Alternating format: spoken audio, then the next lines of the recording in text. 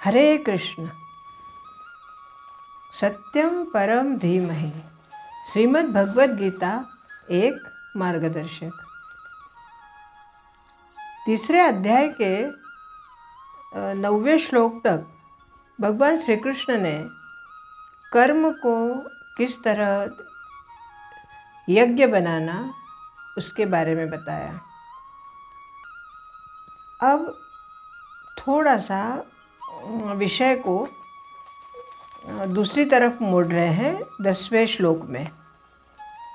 अब धीरे धीरे गीता का एक एक श्लोक थोड़ा कठिन होते जा रहा है समझने के लिए, और उसको अमल करने के लिए तो शायद और भी कठिन होगा, लेकिन फिर भी हम प्रयत्न करेंगे कि प्रत्येक श्लोक को बहुत अच्छी तरह से समझकर अपने जीवन में उसे उतारेंगे। यहाँ पर भगवान श्री कृष्ण ने कर्म के साथ साथ आगे अब एक दूसरे को सहायता कैसे करना इसके बारे में थोड़ा बता रहे हैं। थोड़ा विषय हटके दिख रहा है, लेकिन जैसे जैसे एक एक श्लोक आगे बढ़ेगा वैसे समझ में आएगा कि ये कर्म के ही संदर्भ में है। तो आज हम लेने वाले हैं तीसरे अध्याय का 10वां और 11वां श्लोक।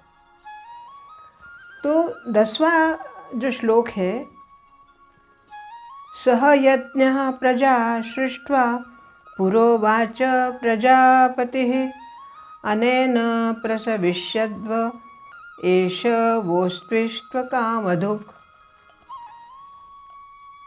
देवन् भावयतानेन ते देवा भावयन्तु वः परस्परं भावयन्तः श्रेय परमवाप्स्यथ।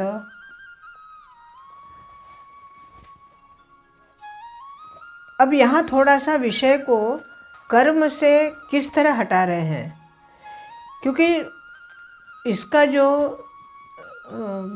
साधारण भावार्थ है वो क्या बता रहे। प्रजापति ब्रह्मा ने कल्प के आदि में यज्ञ सहित प्रजाओं को रचकर उनसे कहा था, तुम लोग इस यज्ञ के द्वारा बुद्धि को प्राप्त हो और यज्ञ तुम लोगों को इच्छित योग भोग प्रदान करने वाला हो।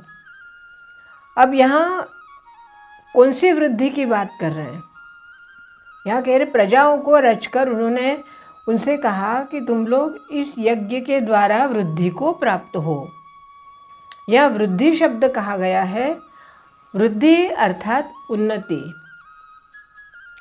और वह यज्ञ ही तुम लोगों को इच्छित भोग प्रदान करने वाला होगा। फिर आगे कहते हैं तुम लोग इस यज्ञ के द्वारा देवताओं को उन्नत करो। यहाँ जैसे ऊपर के श्लोक में वृद्धि शब्द आया है, यहाँ पे कह रहे देवताओं को उन्नत करो और वे देवता ही तुम लोगों को उन्नत करें।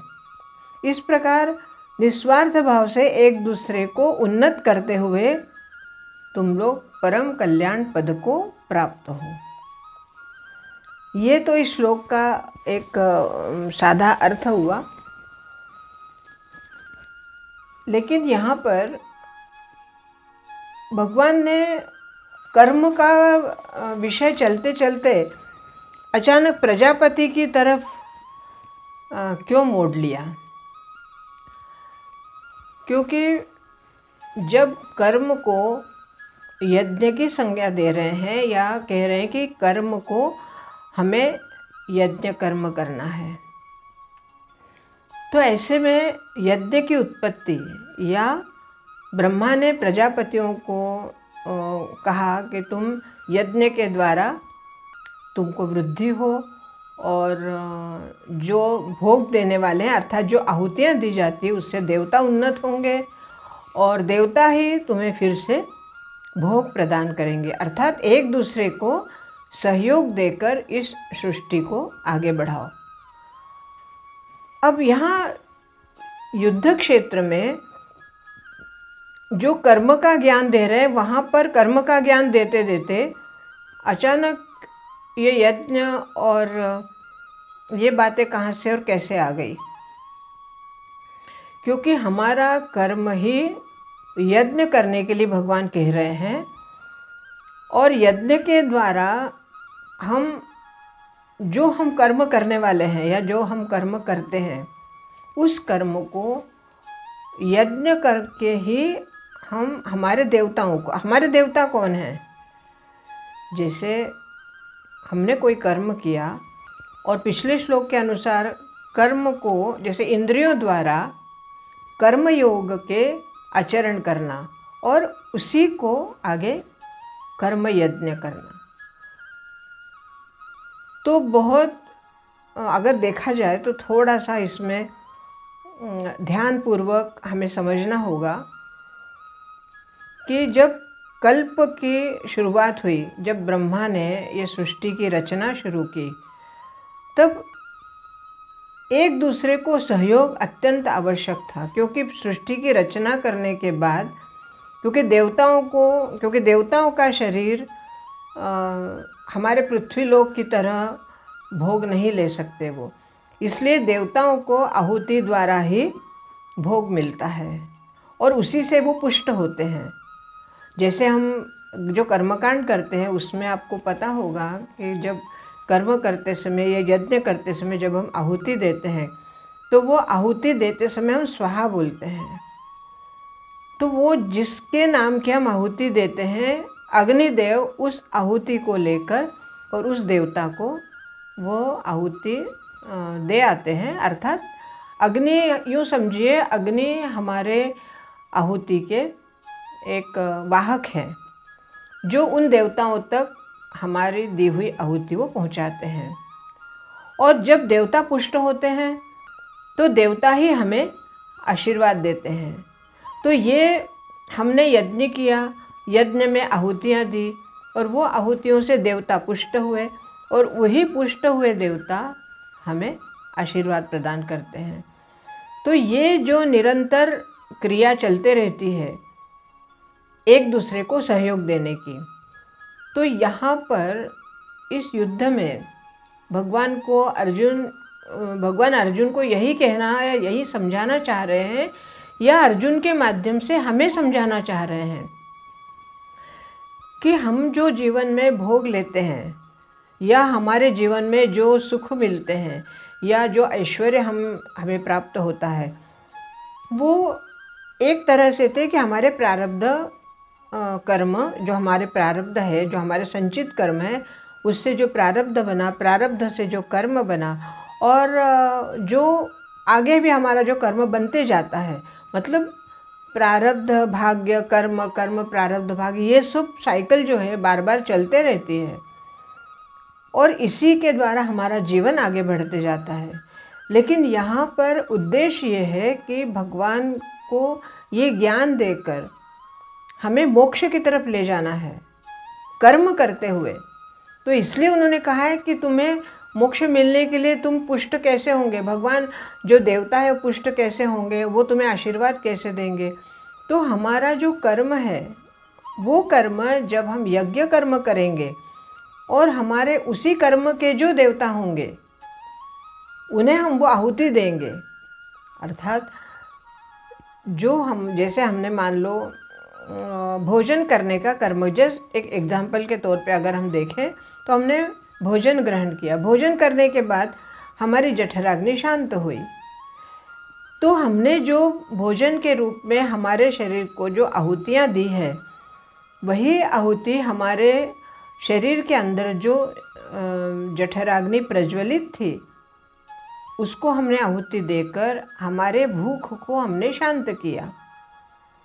तो हमारे भूख के जो देवता हैं वही हमें आशीर्वाद देंगे। अर्थात जो अन्न हमने खाया है उसी अन्न से हमें ताकत मिलेगी, हमें शक्ति मिलेगी और उसी शक्ति के द्वारा हम आगे कर्म करेंगे।